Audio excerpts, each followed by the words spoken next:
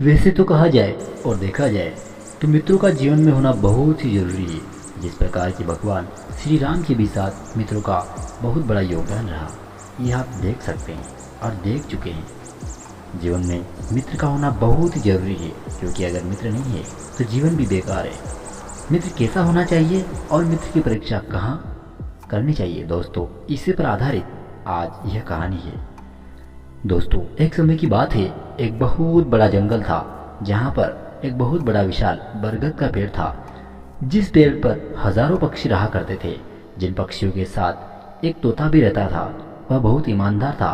तोते की मृत्यु भी नजदीक आ चुकी थी, क्योंकि उसकी उम्र बहुत ज्यादा हो चुकी थी। कुल मिलाकर वह बूढ़ा हो गया था।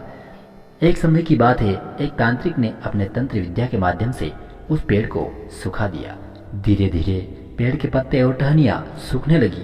सभी पक्षियों ने देखा कि अभी यह विशाल बरगद का पेड़ खत्म होने वाला है और धीरे धीरे नीचे गिरने वाला है, और हम सभी को दूसरी जगह हमारे रहने की व्यवस्था करनी होगी।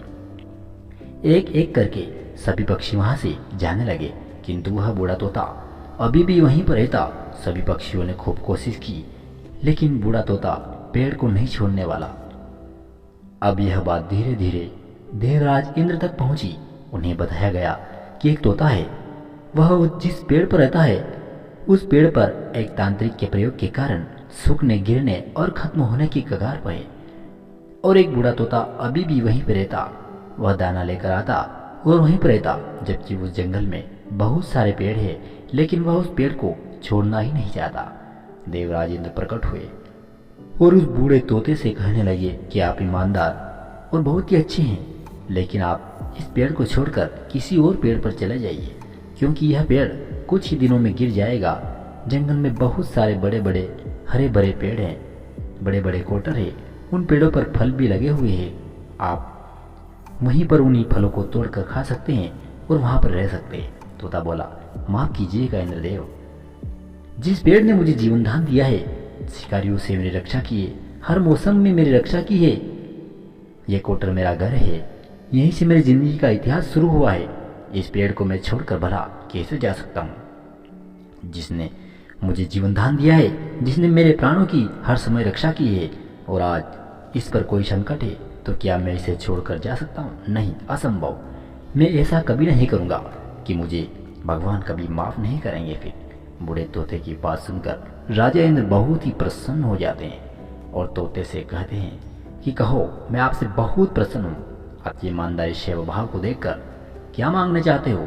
बूढ़े तोते ने कहा कि अगर आप देना ही चाहते हैं तो जिस पेड़ ने मुझे जीवन दान दिया है, इस पेड़ को एक तरह से मेरी जन्मभूमि कह सकते हैं, तो आप कृपा करें और आप इस पेड़ को हरा भरा वापस जैसा था वैसा ही कर दे।